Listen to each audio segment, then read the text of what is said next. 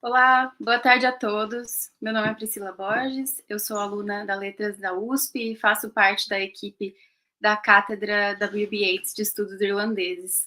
É um prazer estar aqui com vocês hoje, celebrando a poesia, a literatura, a cultura e a história da Irlanda nessa comemoração do St. Patrick, que é anualmente celebrada no dia 17 de março.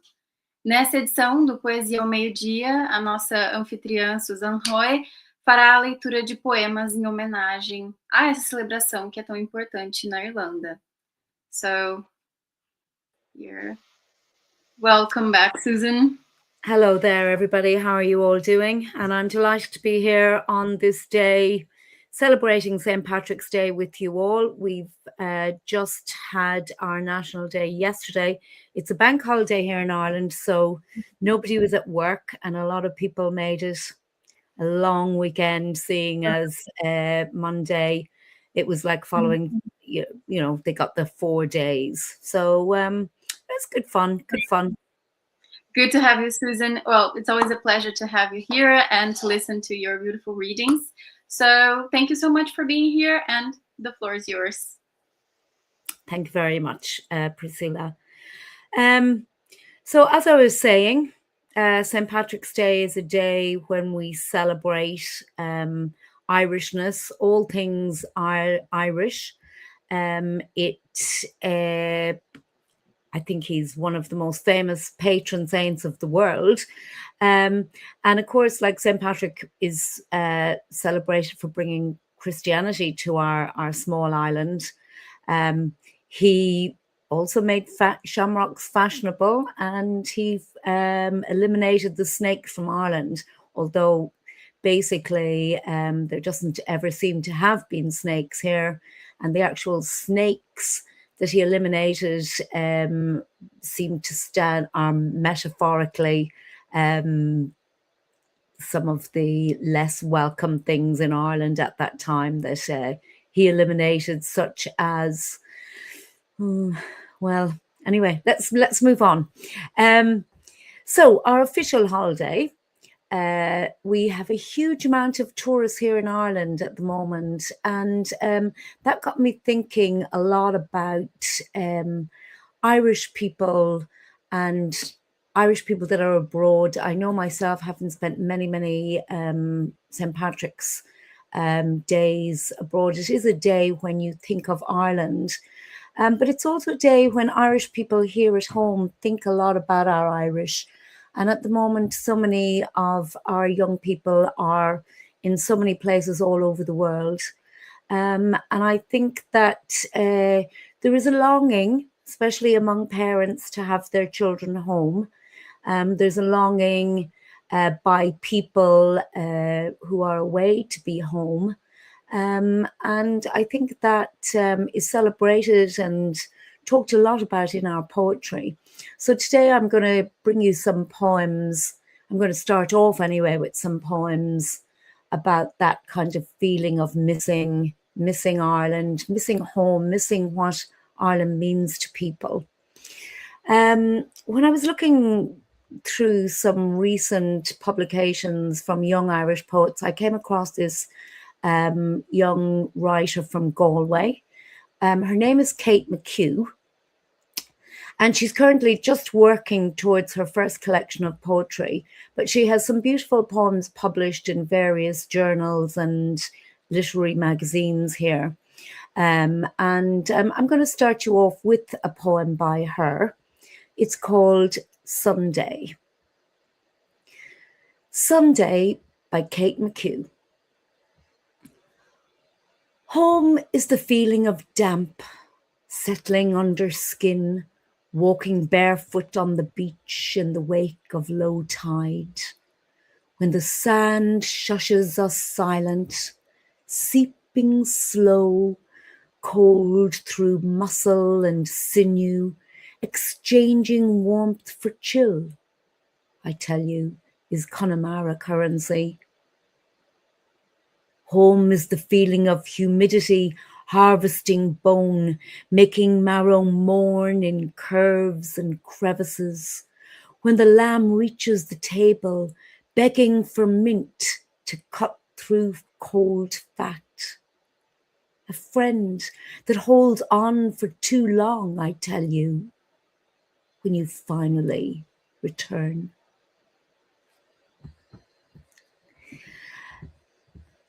My next poet, of course, Derek Mahon. He needs no introduction. He was born in Belfast, 1941, and died in 2020. And of course, like Derek Mahon is one of the most respected poets of his generation. He's a master of capturing the Irish landscape and the gift of the moment. And I was reading recently his poem Achill Island, which is an island in County Mayo, just off the west coast of Ireland. And this poem, it follows the speaker who while he's observing the beauty and the natural beauty of daily life, he's also haunted by the absence of a loved one. And I myself, like my eldest daughter is living in Vancouver. My son is living in a place called Townsville in Australia. And of course I miss them, and I miss them even more on St. Patrick's Day, when I'm thinking of them all celebrating on foreign shores. My son was at work, but wearing his green socks, and my eldest daughter was doing her part with the Irish diaspora in Vancouver. So I'm going to dedicate this poem to both of them. Achill by Derek Mahon. And he starts off this poem with an Irish sentence. Im chéine wegnach nach mór go bhfeicim an lá. And that means I am a lonely cry that must see the day. I lie and imagine a first light gleam in the bay after one more night of erosion and nearer the grave. Then stand and gaze from the window at break of day as a sheer water skims the ridge of an incoming wave. And I think of my son, a dolphin in the Aegean, a sprite among sails, knife bright in a seasonal wind, and wish he were here where currachs walk on the ocean to ease with his talk the solitude locked in my mind. I sit on a stone after lunch and consider the glow of the sun through mist, a pearl bulb containedly fierce. A rain shower darkens the schist for a minute or so, then it drifts away, and the slow black patches disperse. Croagh Patrick towers like Naxos over the water, and I think of my daughter at work on her difficult art. And I wish she were here with me now, between thrush and plover, wild thyme and sea thrift, to lift the weight from my heart. The young sit smoking and laughing on the bridge at evening, like birds on a telephone pole or notes on a score. A tin whistle squeals in the parlour. Once more it is raining. Turf smoke inclines and a wind whines under the door. And I lie and imagine the lights going on in the harbour of white-housed Nausa, your clear definition at night, and wish you were here to upstage my disconsolate labour as I glance through a few thin pages and switch off the light. I love Patrick Kavanagh. He's one of my favorite poets. My dad was from Monaghan, and he wasn't a reader or a man for poetry as such, but he had a great affiliation to Patrick Kavanagh and to farming and to Patrick being a man of the people. So any time I read a Patrick Kavanagh poem, I think of my dad. And I was looking through a book of his poetry recently, remembering all my favorite poems. And when I came to putting this together, I was actually looking for the poem in memory of my mother, because it makes me think of both my mom and dad. While I was looking for that very famous poem, I found another poem which was entitled In Memory of My Mother by Patrick Kavanagh on the Patrick Kavanagh Trust website. And although I've never come across it before, I thought I'd include it here. I presume it was written by Patrick Kavanagh, but I haven't found it in any of the publications. But I'm going to share it with you anyway, because it's, again, continuing this the theme of home and homecoming and missing people who are away on this St. Patrick's Day. And also thinking of my mum and the way she always was so happy to see us coming home. In Memory of My Mother by Patrick Kavanagh. You will have the road gate open, the front door ajar, the kettle boiling and a table set by the window looking out at the sycamores, and your loving heart lying in wait for me, coming up among the poplar trees. You'll know my breathing and my walk, and it will be a summer evening on those roads, lonely with leaves of thought.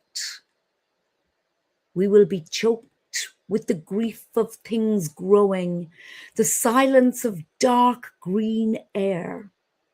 Life too rich, the nettles, docks and thistles, all answering the prodigal's prayer. For you will know I am coming, though I send no word. For you were lover who could tell a man's thoughts, my thoughts, though I hid them.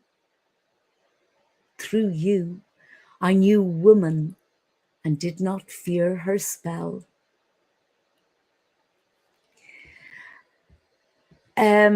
My second poem about Patrick Kavanagh is one by Paul Durcan. And it's again another one of my favorites. I'm very well acquainted with the area in which Patrick Kavanagh lived in Dublin, and I often walked down Waterloo Road and walked a lot of that part of the city in my younger days when I lived there briefly.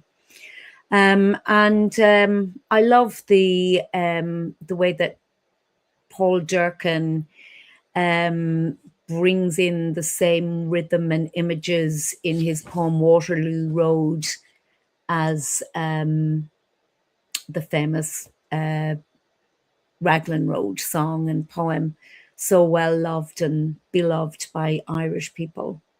So I'm going to read to you this one today, Waterloo Road by Paul Durcan.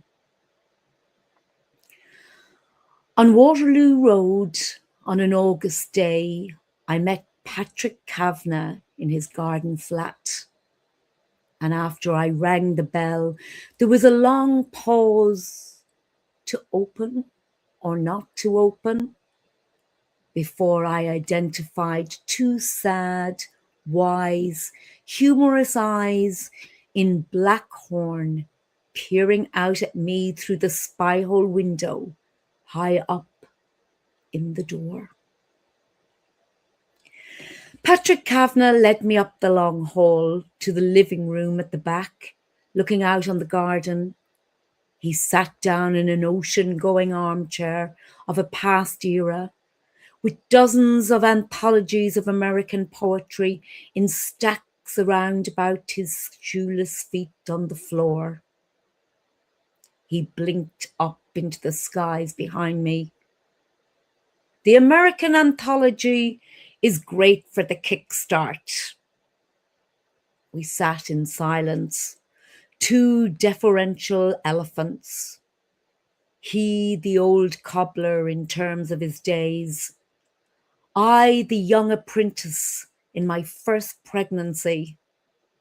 The apprenticeship, he declared eagerly, sitting out forward. The apprenticeship, you know, is 20 years. It was a golden day on Waterloo Road. Blue skies, shirt sleeves, bicycles, mini skirts, as we strolled down to the Waterloo House, past Michael Caine's big window for a lunchtime drink.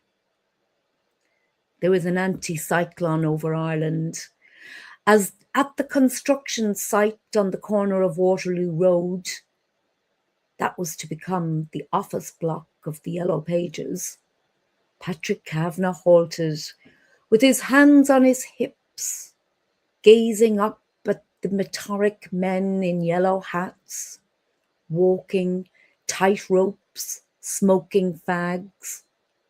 From them to me, he switched gaze solemnly. Divining the mystery of the universe, he announced. Men at work. He tossed his head back. Men at work. That day, Patrick Kavanagh had a wedding to go to in the Shangri-La Hotel on the hill of Dalkey. Through the armies of the sun we rode a taxi like Lenny Bruce and Billy the Kid in a chariot along the shore of Dublin Bay. Although I was a homeless, jobless, futureless, I felt wholly safe in Patrick Kavanagh's company. I uttered, "Today is such a golden day. It reminds me of days I stayed in a monastery, the Trappist Monastery in Mount Melleray." Consternation in the back of the taxi. Patrick Kavanagh groaned. "On a summer's day like today, don't be thinking about monasteries. On a summer's day like today, you should be thinking about beautiful women." When in the lobby of the Shangri-La, the head waiter spotted us. He took us for a pair of winos, made to throw us out, only for the bridegroom to rescue us. Patrick Kavanagh was the guest of honour. Humming snatches of On Raglan Road, Patrick Kavanagh sat down on a couch behind me. For that I'll vouch on any couch. While I, sitting up at the bar, found myself beside a beautiful woman with long red hair, green eyes, freckles. Nessa O'Neill was her name, and she invited me to go for a swim with her at the bottom of the garden. The Shangri-La looked on to the Irish Sea. There was an Indian summer that year in Ireland, and in October she and I sat up home in London. We lived together 16 years, rearing two golden girls. On Waterloo Road, on the 1st of August, I met her first and knew that her red hair would weave a snare that I would never rue. I embraced the danger. I sailed along in the enchanted cab, and I rowed my oar by the star of Patrick Kavanagh.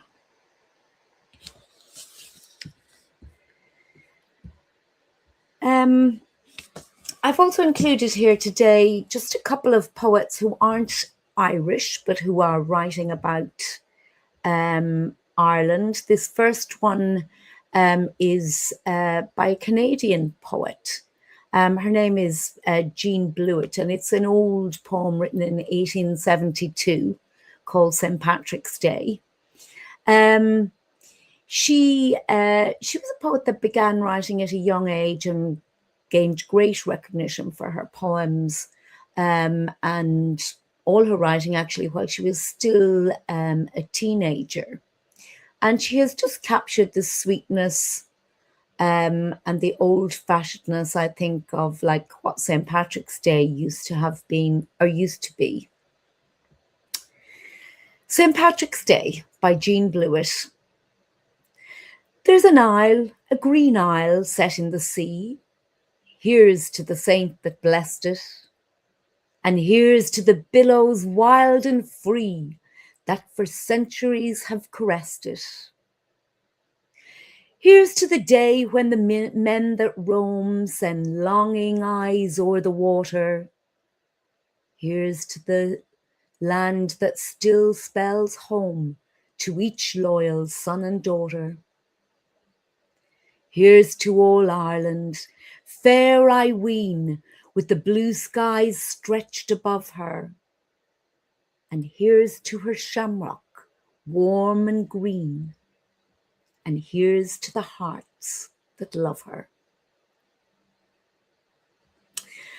My next poem is by John McAuliffe. He was born in 1973, and he's quite a prominent Irish poet. And a lot of his poems are focused on daily life, on personal history, memory. And the poem that he wrote, St. Patrick's Day, it offers like a much more modern, contemplative analysis of the holiday. I suppose like he doesn't really use the symbols of shamrocks and parades. Instead, he's talking about a diplomatic luncheon, actually, and he uses this kind of event to explore his themes of wealth and privilege and sense of place. And it rung a bell at me because, you know, I've been involved in a lot of diplomatic events on St. Patrick's Day, and this is focused on a lunch in the embassy in London to commemorate St. Patrick's Day. And it's actually called St. Patrick's Day by John McAuliffe. At the embassy lunch, silver service for 40, I'm enjoying the lamb I've given up for Lent at home as a way of making the children and us think about choices they might make.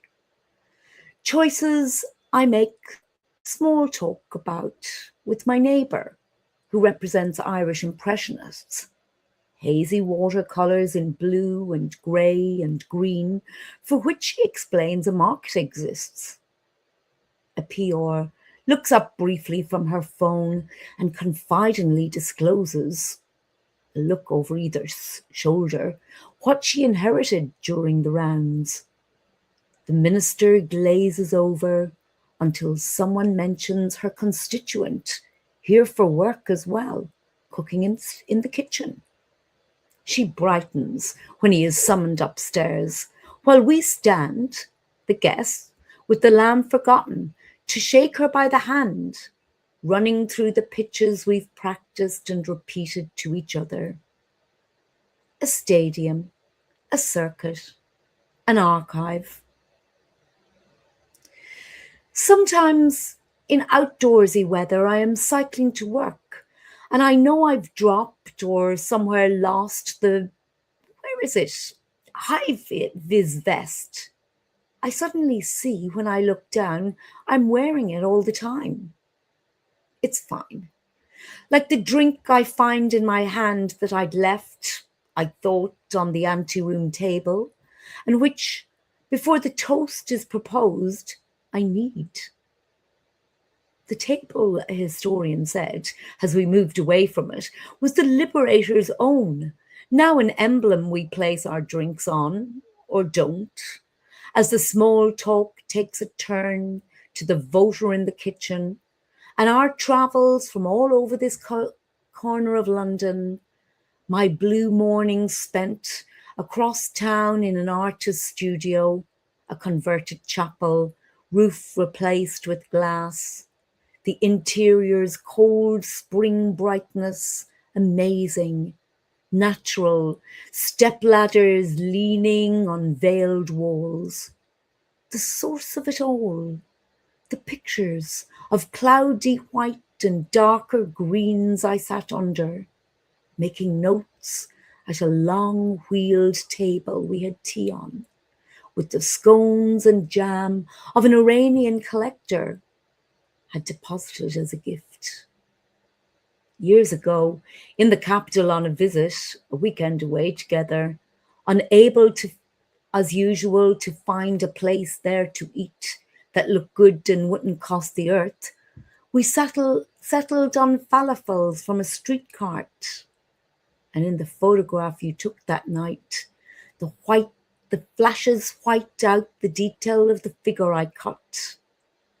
Just anyone on a street, but knowing where to turn to the light, which pours high-vis, blinding element into the room.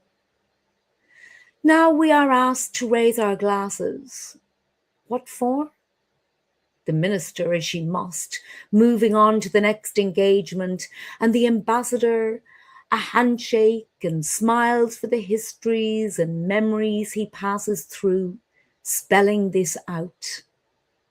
Our friends dotted across the city are unvisited, in private houses, whose day also meet their ends. The blank page under a blue sky blackens. What we cannot see in 2 lines, like something the waiting birds can land on and call from.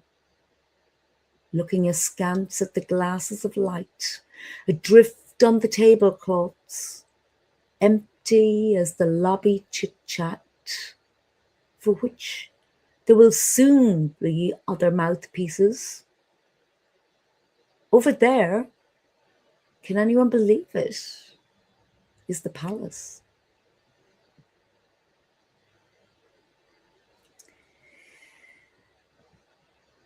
At the moment,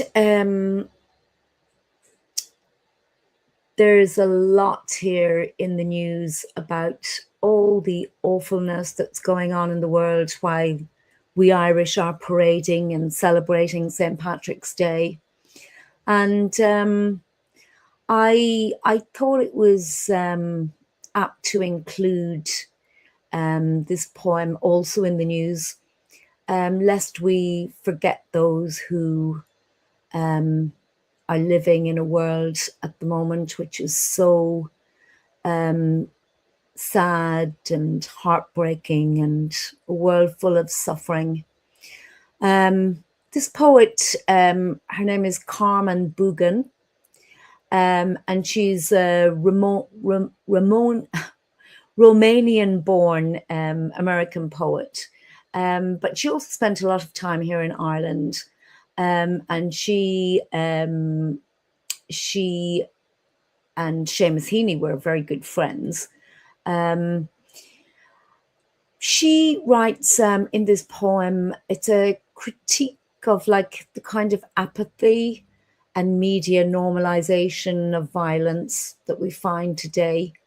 And this poem kind of acts like, you know, a witness, just not to let all that's going on being forgotten and dismissed as minor or justified or routine, especially as on these days we are celebrating and having fun. So I'll read you this poem, also in the news. February the 28th, March the 3rd, 2026. This was also published, by the way, in the Saturday Times as their poem of the week. Once again, the holy Lenten season begins with wars. We wake up, hearing demented shrieks, seeing gunpowder whores on our living room screens. We rub our eyes at the news of innocent girls blasted as they gathered inside their schools. Lives are cut short by fools across the holy world of ours. But the murdered girls are also mentioned as also in the news. The headlines brag about epic furies and surprise killings. The announcer says the school was close to military targets. Once again, the holy Lenten season begins with wars. Snowdrops in February once again die in the Great Lent week. Death visits us again in the holy season of this year. How we choose to pray by killing and by dying.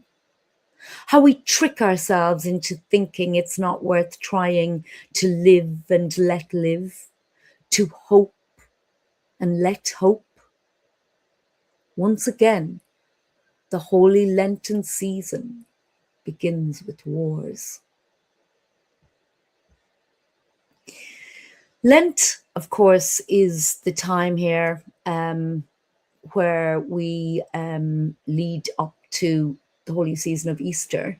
But St. Patrick's Day generally falls bang in the middle of Lent. And it was seen by Irish as a great excuse to break their Lenten fast. So as a child, you would always be allowed sweets and treats on St. Patrick's Day. People who had given up the drink were out for a few pints on St. Patrick's Day. It was kind of like a celebration amidst all the time of sacrifice that people put themselves through during this Lenten time. So with that, I'm going to leave you with my last poem by the great Flann O'Brien. Flann O'Brien wrote under, his actual own name was Brian O'Nolan, but he wrote under many pseudonyms. He worked as a civil servant as Brian O'Nolan, but his novels were written under the name of Flann O'Brien. His newspaper columns were written under the name of Miles Nigopoling. And his many letters written to the Irish Times were written as Brother Barnabas, George Noel, Peter the Painter, and even Winnie Wedge. But he was a wonderful writer, very well known for his keen sense of like the absurd. And he had a great talent for well-aimed ridicule. His writing described and immortalized the love, the Irish love of life and crack. And this poem is called The Workman's Friend, but like it's more commonly known as A Pint of Plain. And it has become a famous quotation. And generally, a pint of plain is your only man. It means that a pint of stout, a pint of plain is a pint of stout or a pint of beer will solve all your problems. So to round up this St. Patrick's Day session, I'll leave you with The Workman's Friend, or A Pint of Plain is Your Only Man. When things go wrong and will not come right, though you do the best you can, when life looks black as the hour of night. A pint of plain is your only man. When money's tight and hard to get, and your horse has also ran, when all you have is a heap of debt, a pint of plain is your only man. When health is bad and your heart feels strange, and your face is pale and wan, when doctors say you need a change, a pint of plain is your only man. When food is scarce and your larder bare, and no rashers grease your pan, when hunger grows as your meals are rare, a pint of plain is your only man. In times of trouble and lousy strife, you have still got a darling plan. It can still turn to a brighter life. A pint of plain is your only man. My pick for our music this week is a St. Patrick's Day song. It's a happy song, and it is by a group of young people called Burn Church. They come from County Kilkenny. They're all one family, and their dad, they're called Nascida. Nascida is their family name, the Cassidys. He had a band with all his own brothers in it. And indeed, they used to stay in my mum's guest house when they were traveling around Mayo, playing gigs. And I came across them recently. They actually have a very nice song out at the moment with Brazilian dancers in it as well, and Brazilian music. But I thought this song by them would be apt for today. And I was in touch with them, and they were delighted to hear that we were using their video on our presentation today. So can I get you, Priscilla, to put on St. Patrick's Day by Burn Church? And memories that'll always remain with the lady I found on St. Patrick's Day. You know, I think of all that could have been on a cloudy morning, March the 17th. She came across the pond and set me free. She appeared in my life like a fever dream. Her eyes were greener than the smoky air. She traveled all the way from Delaware. And when we met, I hoped she'd always stay. But she slipped through my fingers on Patrick's Day. The pipes were ringing out on Camden Street. We made our way through town all decked in green. And there she was, just like a mystery. I believe there's a place in your life for me.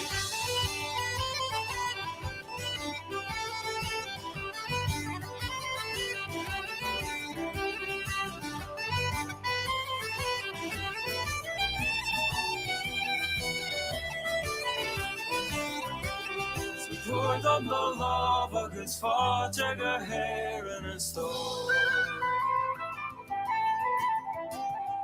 Quand my l'homme se snivait to a faire good job. La la la la la la la la la la. We travel all the way to paradise. And I believe she brought me back to life. My lonely soul had never shone so bright. It's unfair, only heaven can compare tonight. We shared a drink or two in Tampa Bar. Then we spent hours underneath the stars. The look of the green would keep me wide awake with the lady I found on St. Patrick's Day. Poured on the love of his fall, took her hair in a stone. Quand mon homme se s'hiver to a fair good joke. The years have passed and she's still far away. I miss her dearly, but she's there to stay. There's bittersweetness and memories that'll always remain with the lady I found on St. Patrick's Day.